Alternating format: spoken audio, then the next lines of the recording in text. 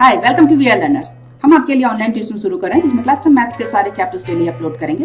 Regular updates के लिए हमारे चैनल को सब्सक्राइब करके नोटिफिकेशन बेल बटन दबाएं। मोरोवर हर वीडियो के एंड में आपके लिए कुछ क्वेश्चंस होंगे जिनका कमेंट में रिप्लाई जरूर करें। तो आइए स्टार्ट करते हैं आज की क्लास।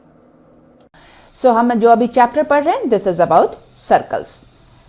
हमने एनसीईआरटी की एक्सरसाइज 10.2 स्टार्ट किया है सॉल्व करना है लास्ट क्लास से। तो हमने जो इस एक्सरसाइज में क्वेश्चंस ऑलरेडी सॉल्व कर लिए, आइए उसको एक बार हम पहले देख लेते हैं। हमने सॉल्व कर लिया है question number 1, 2, 3, 4 and question number 10। Now इस क्लास में हम क्वेश्चन नंबर 5 ऑनवर्ड सॉल्व करेंगे। सो इस क्वेश्चन को सॉल्व करने से पहले आइए रिकैप कर लेते हैं corollaries of tangent to a circle theorem. देखिए, tangent to a circle theorem हमें पता है क्या होता है कि यदि एक सर्कल पर हम एक टेंजेंट ड्रॉ करते हैं and through the point of contact यदि हम कोई एक रेडियस ड्रॉ करेंगे then this radius is perpendicular to this tangent through this point of contact. ये तो हम ऑलरेडी जानते हैं। और इसकी कोरोलरी क्या कहती है कि यदि इस टेंजेंट पर हम कोई एक परपेंडिकुलर ड्रॉ करते हैं देन दिस परपेंडिकुलर जो होगा ये सेंटर ऑफ द सर्कल के थ्रू के पास होगा। ये है इसकी पहली कोरोलरी। देखिए, ये ऑब्वियस है क्योंकि हम जानते हैं जो रेडियस होता है उसका एक पॉइंट तो हमेशा सेंटर ऑफ द सर्कल हमेशा होता है। तो इसीलिए आप इस टेंजेंट पर through this point of contact यदि कोई भी परपेंडिकुलर ड्रॉ करेंगे तो ऑब्वियसली वो जो हमारा रेडियस है उसके साथ वो मैच हो जाएगा, कोइंसाइड करेगा। इसीलिए जो परपेंडिकुलर होगा वो through the center of the circle हमेशा पास करेगा। Now let's say question number 5.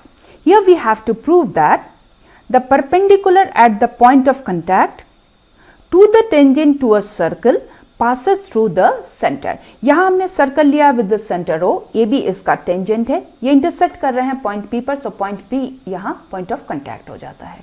तो हमें यहाँ प्रूव करना है कि इस टेंजेंट पर यदि पॉइंट ऑफ कांटेक्ट के थ्रू हम कोई परपेंडिकुलर ड्रॉ करते हैं then this perpendicular passes through the centre of the circle. ये हमें यहाँ प्रूव करना है।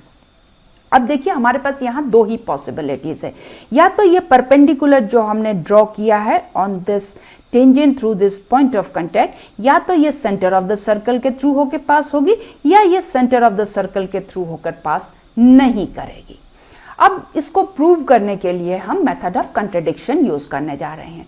मेथड ऑफ कंट्राडिक्शन में देखिए क्या होता है, अभी हमने जो दो पॉसिबिलिटीज देखी है, जो पॉसिबल नहीं है उसको हम सपोज कर लेते हैं। तो हम यहाँ सपोज कर लेते हैं कि इस सर्कल में पॉइंट Q एक ऐसा पॉइंट है जो परपेंडिकुलर तो है इस टेंजेंट पर through this point of contact, पर ये सेंटर ऑफ द सर्कल से होकर पास नहीं कर रही है। ये हमने जस्ट सपोज कर लिया है।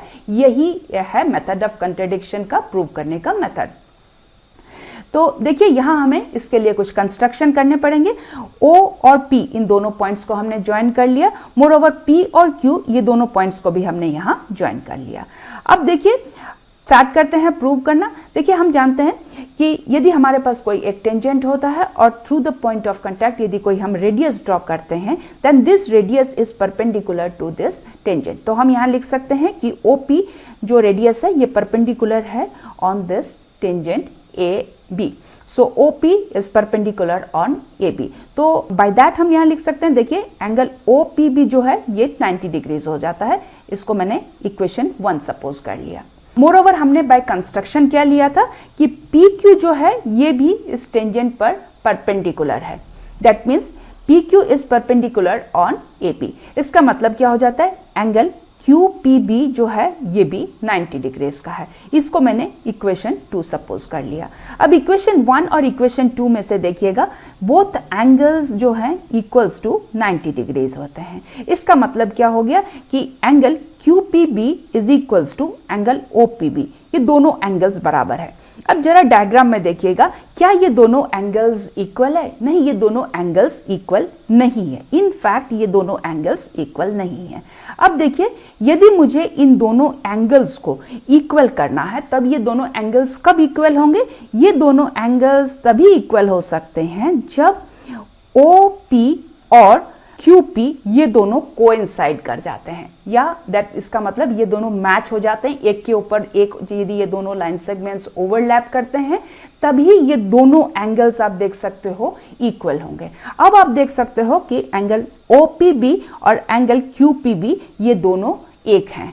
देखिए अब दोनों ये एंगल्स बराबर हो गए हैं। इसका मतलब हो जाता है कि the perpendicular to the tangent AB passes through point P, that is point of contact यदि पास करते हैं तब ये सेंटर ऑफ द सर्कल से होकर भी पास करेंगे, हेंस प्रूव्ड।